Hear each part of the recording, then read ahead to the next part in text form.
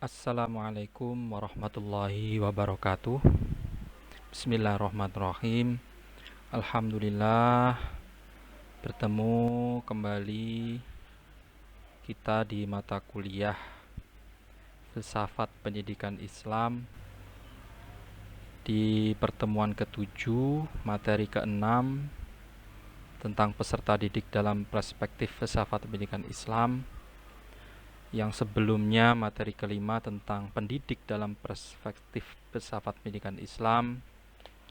Kita feedback sedikit bagaimana pendidik dalam perspektif Islam itu, yaitu sebagai mudaris, sebagai muallim, sebagai muklis yang memberi teladan, tidak hanya transfer ilmu pengetahuan saja, tidak hanya memberi materi saja, tetapi juga memberi teladan, contoh, mendoakan pendidik atau guru mendoakan peserta didiknya, muridnya, begitu juga sebaliknya, muridnya, peserta didiknya mendoakan gurunya. Nah, sekarang hari ini kita membahas peserta didiknya dalam perspektif pemikiran pendidikan Islam. Definisi peserta didik dalam pendidikan Islam. Yang pertama, di dalam Quran surat Saba surah ke-34 ayat 28, Bismillahirrahmanirrahim, wa ma arsalnaka illa kaffah linnas basyira wa nadhira walakinna aktsaran nas la ya'lamun. Dan kami tidak mengutus kamu melainkan kepada umat manusia seluruhnya sebagai pembawa berita gembira dan sebagai pemberi peringatan, tetapi kebanyakan manusia tiada mengetahui. Membawa peringatan, pemberi peringatan, dalam artian di sini mengajarkan, memberi teladan, mengingatkan. Ini semua manusia dalam perspektif peserta didik ini, ya, semua manusia adalah peserta didik. Semua manusia terus belajar. Di materi sebelumnya kan belajar tidak pernah usai. Minal mahdi ilal lahdi, dari buayan hingga liang lahat, sampai mati. Tidak ada kata usai. Nah, kemudian mubtadi. Nah, definisi peserta didik dalam pendidikan Islam itu terbagi menjadi 3.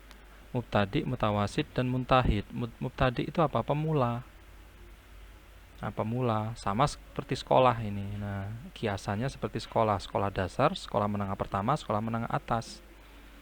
Nah, di dalam Islam, ya, kajian-kajian Islam, kajian syariat, hukum Islam. Nah, ini yang mubtadi ini masih belajar syariat. Jiwanya masih terikat dengan duniawi.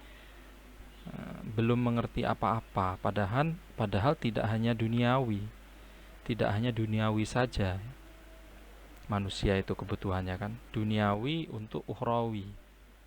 Duniawi itu untuk mencari bekal yang hakikat kehidupan yang utama dan terus menerus selamanya, yang ukhrawi.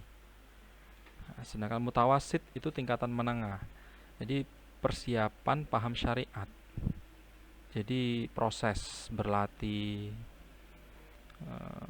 mencari pemahaman materi, diimplementasikan dalam rangka mensucikan batin, dalam rangka berakhlak yang baik dengan tingkatan, dengan sistem yang sesuai tuntutannya. Misal anak kecil, ya, belum balik, belum diwajibkan melaksanakan syariat, sholat, puasa belum, tapi setelah balik, jadi kan tingkatannya mutawasid setelah balik misalnya gitu. Nah, ini dianjurkan misalnya sampai diberi waktu tengah-tengah itu kan, persiapan atau prosesnya itu kan tengah-tengah antara 7 sampai 10 tahun. Islam membolehkan memberi peringatan dengan pukulan jika tidak mau sholat misalnya gitu. Namanya tingkatan mutawasid. Yang ketiga muntahid, tingkatan atas. Nah, ini yang sudah matang ilmu syariatnya, ini yang sudah dewasa, yang sudah dewasa ya. Ini yang sudah matang ilmu syariatnya dan batiniahnya, orang arif. Nah, ini biasanya ya 40 ke atas ya, atau 35 ke atas, 30 ke atas ini juga masuk lah. Yang jelas sudah balik, cuman kan untuk tingkatan sekolah dasarnya, sekolah apa di negara kita kan sekolah dasar, sekolah menengah, sekolah atas, remaja kan. ABG ke remaja. Remaja muntahid ini kalau di dalam Islam pesantren ini sudah dewasa, matang ilmu syariatnya dan batiniahnya, sudah arif. Kalau orang dulu itu kan tamat aliyah itu sudah mampu di masyarakat, ilmunya sudah mumpuni, sudah bisa menjadi imam musola, imam masjid, ya kan, sudah bisa memberi manfaat, sudah bermanfaat di masyarakat, bisa mengayomi masyarakat. Nah, karena semakin majunya perkembangan zaman, semakin canggihnya atau terpecahnya bagian-bagian ilmu, itu juga semakin besar tuntutannya. Maka ya paling tidak sekarang ini ya setelah strata 1 gitu misalnya ya, atau bahkan strata 2 gitu ya. Karena dari sisi negara juga ya wajib pendidikan sekarang 12 tahun ya. Bukan 9 tahun lagi SD, SMP, SMA. SD 6 tahun, dulu kan 9 tahun, sekarang 12 tahun wajib belajar. Tuh. Nah, ini definisi peserta dalam pendidikan Islam, yaitu semua manusia masih dalam ranah peserta didik, saling mengingatkan, saling menasehati. Kemudian untuk tingkatannya dalam definisinya itu ada mubtadi', mutawasid, muntahid. Paradigma peserta didik sekarang dalam Islam. Jadi manusia itu ya dalam filsafat pendidikan Islam ya, manusia itu atau peserta didik itu sebagai manusia bukan miniatur orang dewasa. Jadi anak didik misalnya sekolah dasar, anak masih kecil-kecil, yang ngajar guru sudah dewasa dari yang masih anak usia dini. Nah, ini bukan miniatur orang dewasa, jadi bukan seenaknya sendiri, harus gini, tapi ada metodenya, bagaimana metode atau kurikulum atau sistematika atau metode yang pas diterapkan dalam anak usia dini. Sekarang enak, sudah ada kurikulumnya ya. Zaman Rasulullah dulu belum sedetail ini kan. Ada kurikulumnya, ada sistemnya, ada caranya, metode yang tepat ya. Anak usia dini, PGSD, sekolah dasar, PGMI, pendidikan guru MI, ada nanti PG pendidik pendidik pendidik agama Islam, pendidikan agama Islam, menjadi guru mata pelajaran agama Islam dan seterusnya. Sekarang sudah lebih rinci lagi. Jadi sesuaikan dengan metode materi sumber belajarnya. Jadi tidak boleh disamakan. Ini dalam pendidik memparadigmakan kepada peserta didik. Kemudian yang kedua memiliki diferensiasi atau periodisasi perkembangan dan pertumbuhan. Itu tadi sama dengan yang di awal, tidak bisa disamakan antara anak SD dengan SMP dengan SMA. Tidak bisa disamakan antara anak SMP dengan anak S1, S2, S3. Kemudian manusia memiliki kebutuhan jasmani dan rohani. Biologisnya, kasih sayangnya kan berbeda dengan anak SD, anak PAUD, usia dini, yang masih bermain, yang masih butuh pengarahan, butuh kasih sayang, bukan hinaan, hentaan, cacian, sering dimarahi kan. Dan itu umumnya manusia, bukan saja anak usia dini. Tapi kan tingkatannya berbeda. Memiliki perbedaan individual, faktor pembawaan. Jadi ada asas historisnya. Ada asas historisnya dari latar belakang keluarga yang berbeda, lingkungan masyarakat yang berbeda, ekonomi yang berbeda. Jadi berbagai pendekatan itu harus digunakan. Karena setiap menghadapi satu peserta didik, satu siswa itu berbeda pasti tentunya dengan peserta didik atau siswa yang lain. Kemudian manusia yang butuh pembiasaan, butuh habit, butuh pembiasaan, yaitu pembiasaan secara jasmani, pembiasaan bangun pagi, ya kan, olahraga, al-aqlus salim fil jismi salim, akal yang sehat terletak pada badan yang sehat, pada badan yang kuat gitu kan. Nah, ibadah kan pembiasaan. Yang terbiasa sudah Senin Kemis atau sholat rawatib itu pasti otomatis sudah azan segera ke masjid, segera ingin sholat rawatib. Jadi tidak nunggu qomat baru ke masjid, tidak sempat melaksanakan sholat qobliyah ba'diyah atau sholat rawatib kan. Ahlak juga kan, ahlak pembiasaan, biasa misuh ya, sering misuh, jatuh kesandung misuh, biasa bertasbih istighfar, sebaliknya kan kesandung astagfirullahaladzim gitu. Kemudian paradigma peserta didik dalam filsafat pendidikan manusia itu adalah fitrah, suci, punya potensi masing-masing. Jadi seperti sawah itu kita ilustrasikan seperti sawah.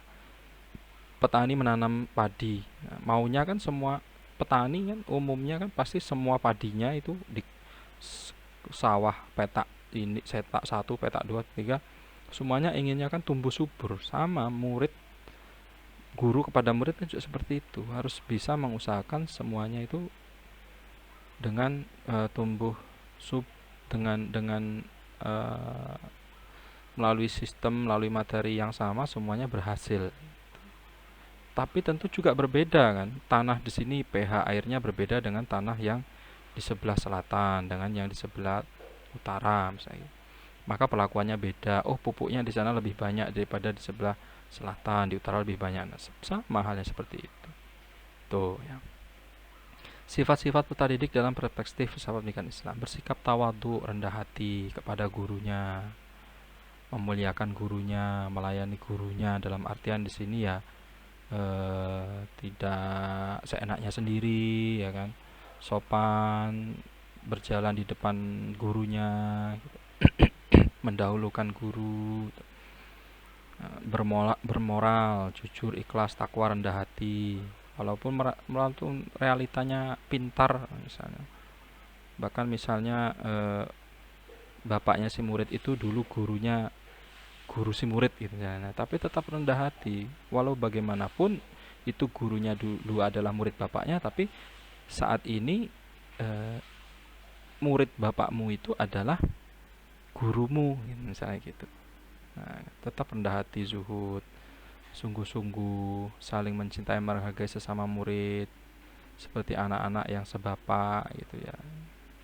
Tidak saling sikut, tidak saling menghalalkan segala cara untuk meraih prestasi antar sesama murid, memfitnah, menjelek-jelekkan murid sesama murid. Jangan.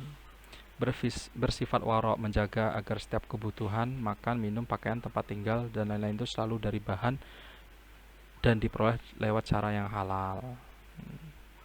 Itu bersifat warok. Karena di dalam kitab Ta'lim Muta'alim itu kan ada kan, alalan ta'nalul ilma illa bisitatin, yang pondokan mesti tahu ini kan. Sa'un bika an majmu'i habibayanin, ingatlah kamu tidak akan mendapatkan ilmu kecuali dengan 6 perkara. Nah, ini juga bagian dari bagaimana peserta didik dalam perspektif filsafat pendidikan Islam. Ini jadi si murid tidak akan dapat ilmu kecuali dengan 6 perkara. Sa'unbika an majmu' habibayanin, akan saya jelaskan semuanya dengan terperinci. Ini kata Imam Al-Zarnuji, pengarang kitab Ta'lim Muta'alim. Pertama, zukain, cerdas. Kedua, hirsin, semangat. Ketiga, wastibarin, sabar. Keempat, bulghatin, bulghah, biaya. Jadi ya harus cerdas. Cerdas di sini ya harus belajar terus, jangan merasa puas sudah merasa pintar kemudian tidak belajar, tidak cerdas. Harus punya semangat. kalau tidak punya semangat, mending tidak usah. Kamu tidak akan dapat ilmunya. Kuliah kalau tidak semangat, ya tidak dapat ilmu. Kuliah PAI, kuliah PGMI, tidak semangat, ya tidak bakal dapat ilmu tentang ke-PAI-an, tentang ke-PGMI-an. Harus sabar. Anak-anak sekarang itu maunya instan. Buat makalah, buat tugas sehari jadi, copy paste tanpa dibaca lagi. Wah, dimudahkan dengan teknologi, tapi tidak dipahami, tidak dibaca, tidak mengambil atau mencomot karya orang lain, pemikiran orang lain. Nah, ini tidak boleh, tidak sabar. Ini harus sabar, harus dibaca. Kalau tidak setuju dengan pernyataan yang menjadi rujukan itu, ya dikatakan tidak setuju. Berarti ini kan mengkritisi. Itu seharusnya. Tidak boleh gerusa-gerusu, cepat-cepat selesai dapat nilai semester 1, 2, 3, cepat dapat ijazah, kemudian cepat dapat kerja. Orang sekarang, anak-anak sekarang inginnya instan-instan. Ini tidak akan dapat ilmu itu, tidak akan ada keberkahan dalamnya. Nah, ini paling penting, biaya. Nah, ini harus disadari ini. Di dalam syarat mencari ilmu itu yang keempat, diharuskan ada biaya. Kenapa? Ya penting ini. Minimal untuk menuju ke kota yang ingin belajar di sana membutuhkan biaya ongkos, ya kan? Kalau zaman dulu kan naik unta, beli untanya, atau kalau ndak punya unta, sewa unta, yang bayar sewa untanya. Kalau punya sendiri ya harus memberi makan untanya, kan gitu. Nggak mungkin langsung inginnya bisa menghilang tembus di sana gitu, tanpa biaya, gratisan gitu. Nggak bisa, karena fasilitas-fasilitas yang didapat oleh saat menimba ilmu itu juga diperlukan biaya. Misalnya kuliah, fasilitas ruang kelas, AC, proyektor, papan tulis, bahkan gurunya sendiri itu dalam rangka menyeleksi, dicari yang terbaik dari yang baik dari para pelamar gitu kan. Itu juga supaya dalam rangka mendapatkan SDM guru yang baik, yang terbaik dari yang baik gitu. Itu butuh biaya juga kan. Bagian penyeleksinya, ya kan, menyempatkan waktu, menyempatkan kemampuan manajerial si penyeleksi itu gitu. Kemudian yang kelima, petunjuk guru, bukan petunjuk Google, tapi petunjuk guru, bukan petunjuk website, bukan petunjuk ensiklopedia. Jadi ada gurunya gitu. Gurunya yang bersanad juga. Guru itu bersanad, jelas. Maksudnya sanad itu jelas. Ini si guru ini berguru di mana? Oh, berguru di pesantren mana? Oh, pesantren Gontor, oh Lirboyo, oh Termas, oh Krapyak, jelas. Oh, kiainya berarti eh, Kiai Imam Syarkasi, oh Kiai Maimun Zubair, oh Gusmus Mustafa Bisri. Jelas nanti diruntut, oh ini Imam Syarkasi dulu berguru di mana, sanad, oh jelas langsung dari bersanad sambung dengan Rasulullah, jelas berarti di situ. Di tengah perjalanan itu gurunya tidak ada yang sesat. Itu kalau dalam ilmu hadis itu dari sekian perawi ada yang terkenal dengan orang yang sering berdusta, tidak ada. Jadi runtut. Tapi kalau di Google kan tidak jelas tuh siapa yang menulis, gimana orang yang menulis itu, bagaimana ibadahnya, bagaimana kepribadiannya, tidak tahu kan. Dia harus petunjuk guru. Dan yang keenam terakhir, harus ada waktunya, masa yang lama. Harus ada waktunya, masa yang lama. Ya SD 6 tahun, SMP 3 tahun. Ya itu prosesnya. Tidak bisa inginnya langsung lahir cepat, langsung dapat kerja, langsung kaya raya gitu ya. Mati masuk surga. Wah, tidak ada itu. Nah, sama juga ini pedoman memilih teman ini dalam kitab Ta'lim Ta'alim ini. Nah, kapan-kapan nanti kita adakan kajian, tidak apa-apa, ini kitab khusus kitab Ta'lim Ta'alim. Ini adalah kitab basic atau dasar bagaimana mencari ilmu ya. Ini ainil mar'i la tas'al wasal an qarini. Jangan tanya kepribadian seseorang, gimana pribadi orang itu. Lihat aja sekitarnya, lihat temannya. Karena sesungguhnya teman itu mengikuti kelakuan temannya. Sama dengan tombo ati limo perkarane wong kang soleh kumpulono kan. Kalau kumpulnya dengan orang-orang soleh berarti kepribadiannya juga soleh. Jangan menjustifikasi kepribadian si A itu jelek, si B baik. Tidak usah rumit-rumit. Lihat aja siapa golongannya temannya gitu kan. Nah, itu sudah bisa memberi keputusan bahasanya kepribadian si A, si B itu bagaimana. Tuh ya. Kemudian fa'inkan ada syarin fajanibhu sur'atan. Jadi sama juga nanti ya bagi orang yang ingin mencari pemimpin, calon pemimpin ya, lihat temannya, siapa temannya gitu kan. Kemudian bahkan yang cari jodoh sekalipun, cari calon istri, calon suami, lihat temannya, lihat lingkungannya bagaimana. Tuh ya, fa'inkan ada syarin fajanibhu sur'atan. Jika ada teman berkelakuan buruk, segera tinggalkan atau ajak dalam kebaikan. Kalau tidak mau, tinggalkan. Nah, jika ada teman bagus akhlaknya, segera jadikan teman. Ini bukan diskriminasi, bukan milih-milih teman, enggak, tapi itu tadi kita ini kepribadian akan terbentuk dengan lingkungan sosial sekitar, lingkungan temannya gitu. Kalau tidak bisa memberi kebaikan, tinggalkan.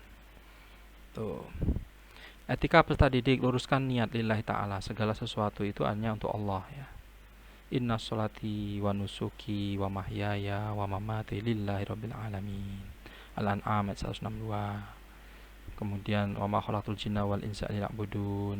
Diciptakan jin dan manusia hanya untuk beribadah kepada Allah. Semuanya lillahi ta'ala, orientasikan lillahi ta'ala. Orientasikan ibadah, kuliah, mencari nafkah, bekerja, berhijrah, kemudian menikah, berkeluarga, luruskan niat semua lillahi ta'ala. Itu nanti Allah yang akan mengaturnya. Kita selaku manusia hambanya ya tawakal saja, tidak bermewah-mewah. Masa menimba ilmu, proses kuliah bermewah-mewah, harus pakai mobil mewah gitu ya, kemudian harus laptop yang mewah gitu ya, kosan yang mewah, tidak boleh. Maka itu malah terlena nanti dengan kemewahan itu. Jadi tidak tidak ada keberkahannya, tidak ada kesusahannya. Jadi ya tidak ada gregetnya. Tidak menyepelekan ilmu, jangan menyepelekan ilmu. Undur makola wala tandur mangkola. Lihat apa yang dikatakan, jangan lihat siapa yang berkata. Walaupun itu anak kecil atau lebih muda daripada kamu, kalau itu baik, ambil ilmunya. Mungkin ada gurunya lebih muda daripada muridnya gitu. Saya ini ngajar di S2, murid saya ada yang umur 50-an, 40-an, saya masih 30-an. Saya ngajar di S3 juga demikian, 50-an. Tapi kemudian ya tidak boleh menyepelekan guru tersebut. Tidak boleh menyepelekan ilmu yang disampaikan oleh sang guru itu. Tuh ya, kalau gurunya salah diingatkan. Saling belajar kan tadi. Manusia itu seluruhnya adalah masih peserta didik dalam perspektif filsafat pendidikan Islam. Semuanya itu masih dalam rangka proses belajar kan? Minal mahdi ilal lahdi itu tadi. Kemudian etika selanjutnya tidak bergaul dengan muridnya nakal. Bukan berarti diskriminasi sekali lagi nih ya, tapi golongan itu tadi mempengaruhi akhlak. Yang selanjutnya murid memberi salam terlebih dahulu, berakhlak kepada gurunya. Assalamualaikum Pak Guru, Assalamualaikum Ustadz.